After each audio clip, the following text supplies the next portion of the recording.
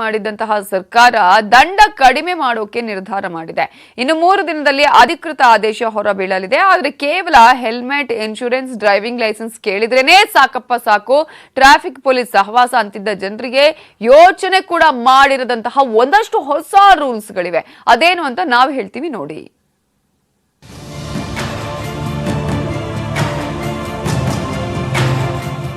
ಏಯ್, ಗಾಡಿ ಸೈಡ್ ಹಾಕೋ, ಡಿಎಲ್ ತೋರ್ಸೋ, ಇನ್ಶೂರೆನ್ಸ್ ಇದ್ಯಾ, ಎಮಿಷನ್ ಟೆಸ್ಟ್ ಮಾಡಿಸಿದ್ಯಾ, ಇಷ್ಟೆಲ್ಲ ಕೇಳ್ತಿದ್ದ ಹಾಗೆ ಜನ ತಲೆ ತಿರುಗಿ ಬೀಳ್ತಿದ್ದಾರೆ. ಆದ್ರೆ ಜನ ನಿಜವಾಗ್ಲೂ ತಲೆ ತಿರುಗುವಂತಹ ಅಸಲಿ ವಿಷಯವನ್ನ ನಾವ್ ಹೇಳ್ತೀವಿ ಕೇಳಿ. ಯಾಕಂದ್ರೆ ಹೊಸ ಕಾಯ್ದೆಯಲ್ಲಿ ನೀವು ಯೋಚನೆ ಕೂಡ ಮಾಡಿರದಂತಹ ಕೆಲ ಹೊಸ ರೂಲ್ಸ್ ಗಳನ್ನ ಜಾರಿ ಮಾಡಿದ್ದಾರೆ.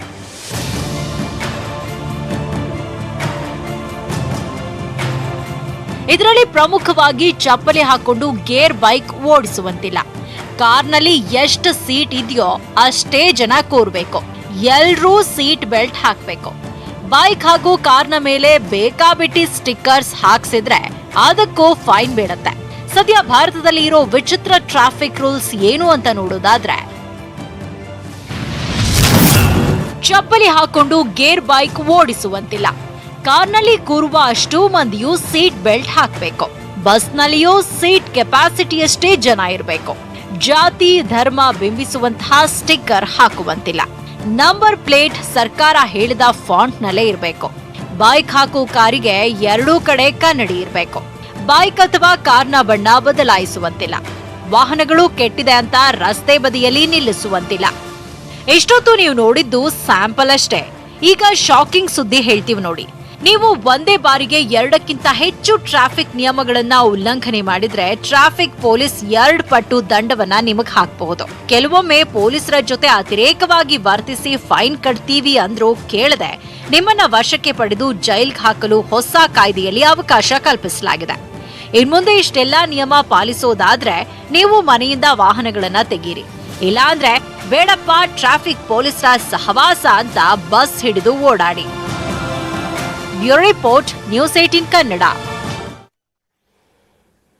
ಬಡವರ ಮೇಲೆ ಅಧಿಕಾರದಾಹಿ ವರ್ಗದ ದೌರ್ಜನ್ಯ ನಿಲ್ಲೋ ಲಕ್ಷಣಗಳು ಕಾಣ್ತಿಲ್ಲ. ಮಾಜಿ ಸಚಿವ ಡಿಸಿ ತಮ್ಮಣ್ಣ ಸಂಬಂಧಿಕರು ದಲಿತರ ಮೇಲೆ ದರ್ಪ ಮೆರೆದಿದ್ದಾರೆ. ಇದರ ಹಿಂದೆ ನಿಖಿಲ್ಗೆ ವೋಟ್ ಹಾಕಿಲ್ಲ ಅನ್ನುವ ದ್ವೇಷದ ರಾಜಕೀಯ ಇದೆಯಂತೆ.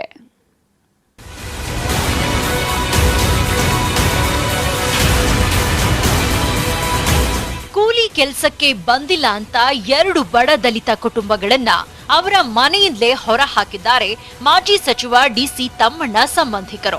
ಮಂಡ್ಯದ ಮದ್ದೂರು ತಾಲೂಕಿನ ಚಿಕ್ಕಮರಿಗೌಡನ ದೊಡ್ಡಿ ಗ್ರಾಮದಲ್ಲಿ ಈ ಘಟನೆ ನಡೆದಿದೆ. 50ಕ್ಕೂ ಹೆಚ್ಚು ಕುಟುಂಬಗಳು ಗೋಮಾಳದ ಜಾಗದಲ್ಲಿ ಸರ್ಕಾರ ನಿರ್ಮಿಸಿಕೊಟ್ಟಿದ್ದ ಮನೆಯಲ್ಲಿ ಕೂಲಿ ನಾಲಿ ಮಾಡಿಕೊಂಡು ವಾಸಿಸುತ್ತಿವೆ. ಆದ್ರೆ 2 ಕುಟುಂಬಗಳನ್ನ ತಮ್ಮಣ್ಣ ಸಂಬಂಧಿಕರು ಅವರ ಮನೆಯಿಂದಲೇ ಹೊರದಬ್ಬಿದ್ದಾರೆ. ನಾವೆಲ್ಲೂ ಕೆಲ್ಸಕ್ಕೆ ಹೋಗಲ್ಲ, ನಾವು ಮನೇಲೇ ಇರೋದು. ಆಕಸ್ಮಿಕವಾಗಿ ಏನಾದ್ರು ಇವ್ರು ಕರೀತಾರೆ, ಇವ್ರು ಹೋಯ್ತಾರೆ ಅಷ್ಟೇ, ನಾವು ಹೋಗಲ್ವಲ್ಲ, ಅದಕ್ಕೆ ನಮ್ಮನ್ನ ಫೋರ್ಸ್ ಮಾಡ್ತಾರೆ. ಜಾಗ ಯಾರ್ದು ಅಂತ ಅದು ನಮಗೂ ಗೊತ್ತಿಲ್ಲ. ಎಲ್ಲ ಅನ್ನೋದೇ ಡಿಸಿ ತಮ್ಮಣ್ಣವ್ರದ್ದು ಅಂತಲೇ ಅನ್ನೋದು, ಅದು ನಮಗೂ ಇನ್ನೂ ಗೊತ್ತಿಲ್ಲ. ಆದ್ರೆ ಅವ್ರಂತಾನೆ ನಿನ್ನೆ ಬಂದಿದ್ದವ್ರು ಹೇಳಿದ್ರು, ಅವರು ಇದು ಗೋಮಾಳದ ಜಾಗ ಸರ್ಕಾರದ್ದು, ಇದು ಅವ್ರದ್ದೆಲ್ಲ, ನೀವೇನಕ್ಕೆ ಎದ್ರಕೋಬೇಕು ಅಂತ ಅವ್ರು ಕೇಳಿದ್ರು ನಮ್ಮನ್ನ. ಕೆಲ್ಸಕ್ಕೆ ಇವ್ರನ್ನ ಕರೆದ್ರು, ಇವ್ರು ಹೋಗ್ದೇನೆ ಬೇರೆ ಕಡೆ ಹೊಂಟೋಗಿದ್ರು. ಅವರು ಮನೆ ಖಾಲಿ ಮಾಡಿಸ್ಬಿಟ್ರಂತೆ. ಹತ್ಕೊಂಡು ಕರ್ಕೊಂಡು ಒಂದು 3-4 ಆಡೇನೋ ಅವೆ, ಆಡ್ ಹಿಡ್ಕೊಂಡು ಹೊಸ ಹಿಡ್ಕೊಂಡು ಇಲ್ಲಿ ಬಂದು ಕಟ್ಟಾಕತ್ತಾರೆ. ಇಲ್ಲಿ ಮನಿಕತ್ತಾರೆ ಇಲ್ಲಿ ಮನಿಕತ್ತಾರೆ. ಏನೋ ಯಾರ ಒಂದು ತುತ್ತು ಕೊಟ್ರೆ ಇವರು ಇಲ್ಲ, ಅವರು ಯಾರ ಒಂದು ತುತ್ತು ಕೊಟ್ರೆ ಉಣ್ಕೊಂಡು ಇಲ್ಲಿ ಮನಿಕತ್ತಾರೆ. ಸರ್ಕಾರ ಮನೆ ನಿರ್ಮಿಸಿ ಕೊಟ್ಟಿದ್ರು ಇವರಿಗೆ ಹಕ್ಕುಪತ್ರ ಸಿಕ್ಕಿಲ್ವಂತೆ. ಇದಕ್ಕೆ ಕಾರಣ ಮಾಜಿ ಸಚಿವ ಡಿಸಿ ತಮ್ಮಣ್ಣ ಅಂತ ಇಲ್ಲಿನ ನಿವಾಸಿಗಳು ಆರೋಪಿಸಿದ್ದಾರೆ. ಕಳೆದ ಚುನಾವಣೆಯಲ್ಲಿ ನಿಖಿಲ್ಗೆ ಮತ ಹಾಕಿಲ್ಲ ಅನ್ನೋ ಕಾರಣಕ್ಕೆ ಮನೆ ಖಾಲಿ ಮಾಡುವಂತೆ ಡಿಸಿ ತಮ್ಮಣ್ಣ ಸಂಬಂಧಿಕರು ಧಮಕಿ ಹಾಕಿಸ್ತಿದ್ದಾರಂತೆ. ಕೂಲಿಗೆ ಹೋಯ್ತಾರೆ, ದುಡ್ಡು ಕೊಡ್ತಾರೆ, ಕೊಡಲ್ಲ ಅಂತ ಹೇಳಲ್ಲ. ಹೋಗ್ಲಿಲ್ಲ ಅಂದ್ರೆ ಕೆಟ್ಟ ಮಾತು ಬೈಯೋದು. ಯಾಕೆ ಬೈಬೇಕು? ಇವ್ರೇನಾರ ಸರ್ಕಾರದಿಂದಾನೇ ತಾನೇ ದುಡ್ಡು ತೆಗೆದು ಮನೆ ಕಟ್ಸಿರೋದು. ಇವ್ರು ಒಳ್ಳೊಳಗೆ ಬರ್ಸ್ಕೊಂಡ್ರೆ ನಾವೇನ್ ಮಾಡೋಣ? ಯಾರಿಗೂ ಕೊಟ್ಟಿಲ್ಲ, ಅರ್ಧ ಬರ್ಧ ಜನ ಕೊಟ್ಟವ್ರೆ. ಅವ್ರ ಹತ್ರನೇ ಇಸ್ಕೊಳ್ಳಿ ಅಂತ ಕೇಳ್ತಾರೆ ಯಾರ ಕೇಳಕ್ ಹೋದ್ರೆ. ಇಷ್ಟೆಲ್ಲ ಆದ್ರೂ ಯಾರು ದೂರು ನೀಡುವ ಗೋಜಿಗೆ ಹೋಗಿಲ್ಲ. ಪ್ರಭಾವಿಗಳ ರಾಜಕೀಯದ ಮುಂದೆ ಏನೂ ನಡೆಯೋದಿಲ್ಲ ಅನ್ನೋ ಆತಂಕದಲ್ಲಿದ್ದಾರೆ. ಜಿಲ್ಲಾಡಳಿತವೇ ಬಡ ಜನರ ನೋವಿಗೆ ಸ್ಪಂದಿಸಬೇಕಾಗಿದೆ. ರಾಘವೇಂದ್ರ ಗಂಜಾಂ, ನ್ಯೂಸ್ 18 ಕನ್ನಡ, ಮಂಡ್ಯ.